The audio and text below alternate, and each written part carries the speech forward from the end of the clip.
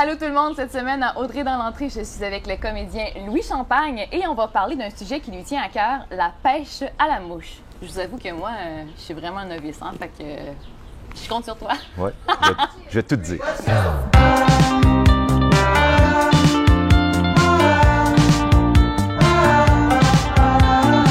Oui, on a eu la chance de te voir dans plein de choses.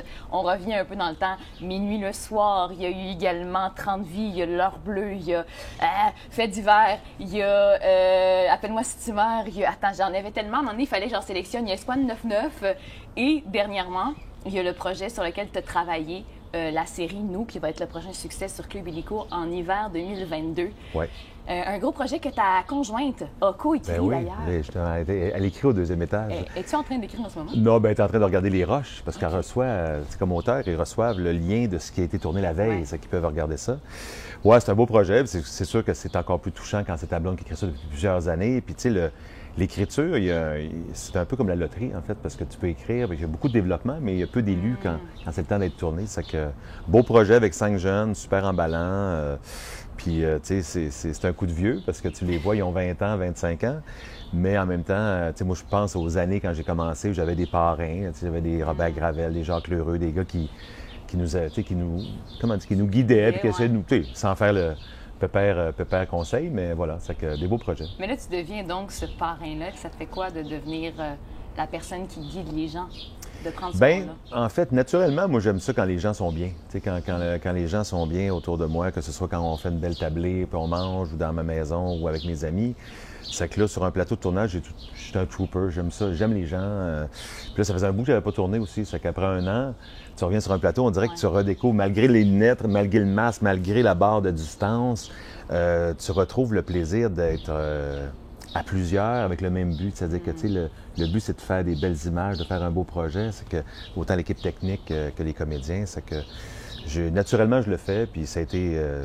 c'est sûr qu'avec l'âge, tu te rends compte que tes paroles portent plus aussi. Les jeunes t'écoutent un petit peu différemment parce que ils voient soit le millage au compteur ou ils voient les médailles du vieil acteur.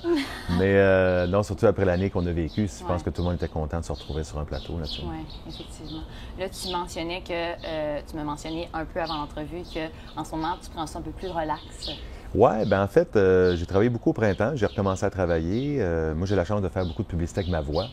Fait que des fois, c'est très discret, mais tu travailles une demi-heure puis tu viens de faire ta semaine ou ton mois. Puis j'ai beaucoup aimé l'été passé de ne pas travailler, tu sais, à cause de la pandémie. Ça fait longtemps que tu n'avais pas justement pris un break? Bien, il y a beaucoup de tournages l'été à cause de notre climat au Québec, là, tu sais, puis les subventions sont tout le temps à peu près jumelées pour qu'en février, mars, avril, on va savoir s'il y a des auditions, des tournages. Mais l'été passé, il a fait beau, puis avec le début de pandémie qu'on a vécu, donc j'ai beaucoup profité de ça, puis on a envie de prendre du temps en famille, peut-être d'aller se promener au Québec, puis mon garçon s'en va au secondaire l'année prochaine, donc c'est une année un peu charnière, c'est que j'ai envie qu'on profite de cet été-là, puis en chaque acteur ou actrice se cache un paresseux.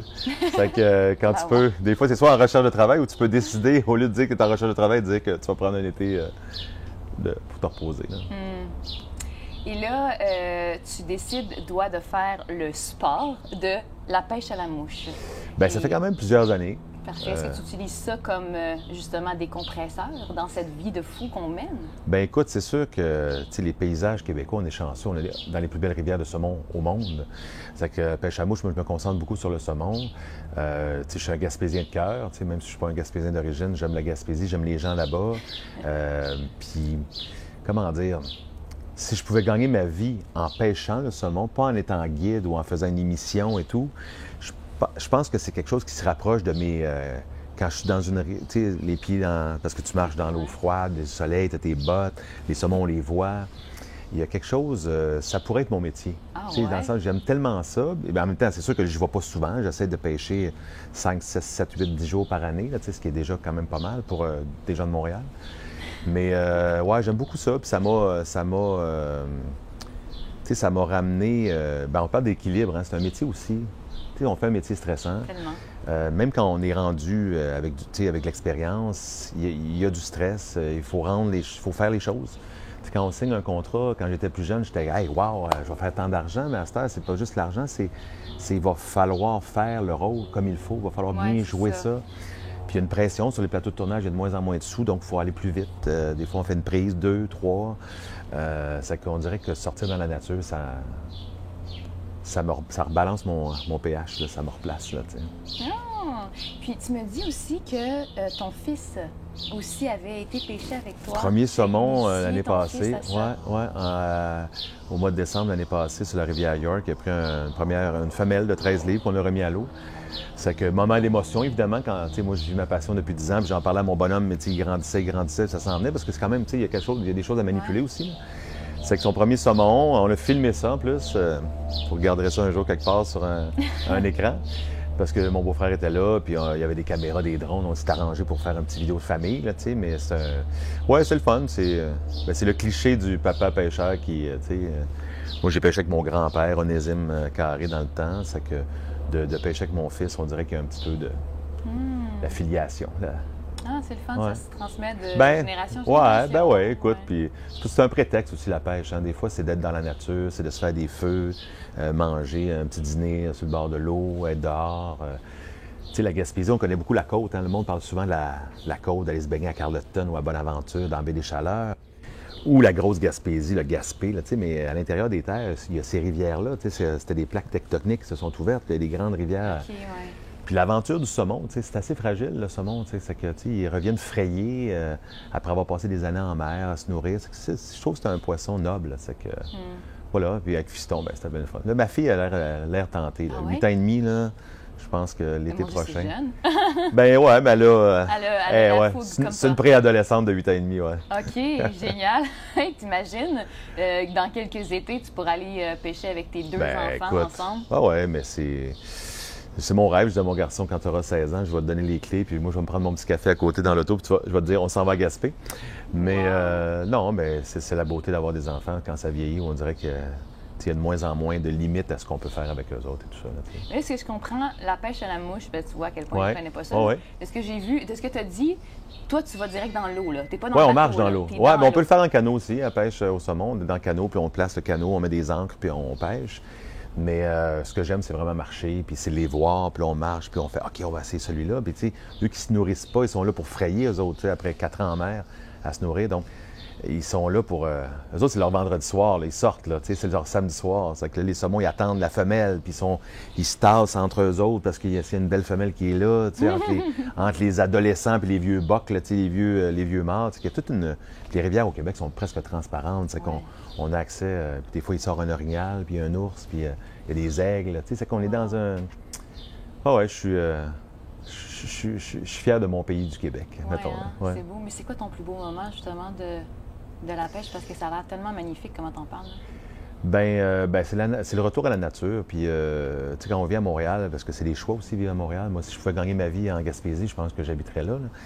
Mais, tu sais, dans notre milieu des arts, les tournages, même les acteurs de Québec, les actrices de Québec, ils viennent souvent à Montréal travailler ou s'installer à Montréal. Mais c'est vraiment une communion avec la nature. Mais les beaux souvenirs, j'en ai eu plusieurs. Je me suis fait beaucoup d'amis, moi, avec la pêche. Tu rencontres beaucoup de monde bizarre aussi sur les fosses, mais des fois, j'ai rencontré un Gaspésien, Richard, qui est devenu mon ami, un gars de Thetford même, David. Tu sais, c'est des gens qui font d'autres métiers. Tu rencontres un facteur, tu rencontres un gars qui travaille dans le système de santé, puis là, tout à coup, ça fait du bien de sortir de notre milieu. Oui, puis de rencontrer D'autres mondes, gens. qui font d'autres Mais là, moi, je pensais que quand tu me disais que tu faisais ça avec tes amis, tu faisais ça avec tes amis qui venaient avec toi, mais de ce que Oui, je il y en comprends, a. tu rencontres. Oui, mais il y en a. Là, tu sais, j'ai initié mes 2 beaux-frères. Puis là, les cousins, mon fils, les cousins grandissent, puis ils vont venir pêcher. Mais c'est ça, c'est des prétextes pour se faire des belles bouffes, puis d'être dans la nature surtout. Mais tu me parles de ces personnes-là avec qui tu as rencontré qui exercent d'autres métiers. Est-ce que tu as eu la chance de découvrir justement des métiers, des visions de personnes que tu n'aurais pas fait découverte sans justement parler avec ces gens-là? Absolument. Un bel exemple, c'est que j'ai rencontré dans un stationnement à Saint-René-de-Matane, pas loin de la réserve faunique de Matane, un gars qui s'appelle David Saint-Laurent, qui est un pêcheur de saumon, mais qui est surtout un facteur. Tu sais. Fait que, tu sais, le quotidien d'un acteur puis d'un facteur, bon, c'est un peu différent. Lui, il commence très tôt, à 2-3 heures, il a fini sa run de facteur, mais en même temps, ça prend de la sensibilité aussi, et de ma part et de la sienne, on n'a pas le même métier. Lui, il est curieux d'apprendre. Des fois, je raconte ce qui se passe sur le plateau de tournage. Des fois, pour des gens qui ne font pas ce métier-là, c'est complètement sais, des fois, on ne sait même pas à quelle heure on va commencer le lendemain. On attend la feuille de service. Tu sais, bon, j'expliquais minuit, ça. Ouais, c'est ça. Puis là, tu sais pas, tu n'as pas de nouvelles. Il est 9 h du soir. Tu fais, voyons, je tourne demain. Puis là, il t'appelle. Puis il dit, non, tu es appelé le lendemain soir à 8 h pour tourner tes scènes parce que tu réalisais pas qu'il tournait dans tel lieu. Puis ce lieu-là n'était pas disponible le jour. C'est que, tu sais, c'est un métier.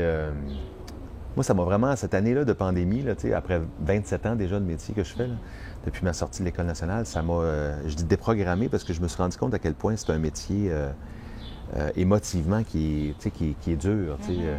C'est intense quand tu le fais, puis quand tu le fais pas, bien là, tu fais Christy, je veux travailler. Tu sais. J'ai l'impression que c'est comme si on était au service aussi beaucoup. Là. Beaucoup. Comme acteur, faut souvent être là quand c'est demandé, puis tu le sais, puis quand tu le sais, puis...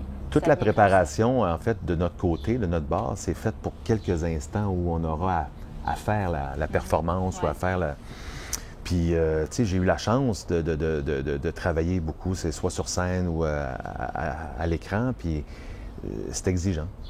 Puis, cette année-là, je me suis rendu compte que j'avais plus de stress, en fait, malgré la pandémie, là, malgré l'insécurité de notre milieu, parce que j'ai beaucoup d'artistes, là, des copains à moi là, qui ont vendu des condos, qui sont devenus préposés aux bénéficiaires, il y en a qui ont fait faillite. C'est une année dramatique pour les artistes. Et les prochaines années vont être, on va se rendre compte des dommages. Mais je me suis rendu compte aussi qu'il y avait beaucoup de stress. Puis ça fait du bien de voir d'autres mondes. La pêche, c'est un bel exemple. Ça fait du bien de sortir de ça puis de rencontrer d'autres vies puis de ne pas être sur son petit nombril. Conseilles-tu la pêche aux gens anxieux? Si vous faites de l'anxiété... Allez pêcher. Allez pêcher. Bien, tu sais, il y a beaucoup de monde. Écoute, il y a des milliers, des centaines de milliers de pêcheurs au Québec. Je pense que c'est aussi des rendez-vous. Puis on l'attend pendant un an, des fois, ce voyage-là. Je pense que c'est plus... Il y en a que c'est d'autres choses, il y en a que c'est le trekking. On a redécouvert notre nature aussi beaucoup parce qu'on n'a pas pu voyager cette année. Là. Fait que je pense que là, les vendeurs de kayaks, de vélos de montagne, de kites, il faut des affaires d'or parce qu'on a quand même le pays pour faire ça. Là, fait que faut que tu commences à pêcher, Audrey. Oui, c'est ça, clairement. T'imagines dans le fleuve. Ben oui, ça paye. Il y a du beau poisson dans le fleuve aussi. Oui? Ah, oui. OK. Pas loin dans l'Est, il y a des beaux poissons. Il y a plein de pêcheurs, tu dois les voir. Je vais aller me joindre à eux. Laisse faire des entrevues avec des artistes. Non, on va pêcher. Avec des pêcheurs, c'est ça. Là, on ne peut pas passer à côté du fait que tu m'avais mentionné que tu voulais écrire un film justement sur la pêche parce que c'est déjà arrivé que tu as écrit, tu as réalisé dans le passé des projets. Là, tu t'orientes vers quelque chose qui joint ta passion. Bien, en fait, on a un projet avec ma blonde on l'écrit depuis 5 ans. Là, on est avec les institutions et tout, puis on l'a déposé en production, puis on est dans un moment d'attente parce qu'on se demande comment on va repositionner ça parce qu'il y a tellement de projets. Mais il y a un projet qui se tourne en partie dans Hochelaga-Maisonneuve, mon quartier, mais aussi en Gaspésie, un projet qui lie la pêche au saumon et tout ça, qui s'appelle Lady Mama, un peu comme le nom d'une mouche. Parce qu'il y a beaucoup de mouches qui s'appellent Lady quelque chose. Je sais pas.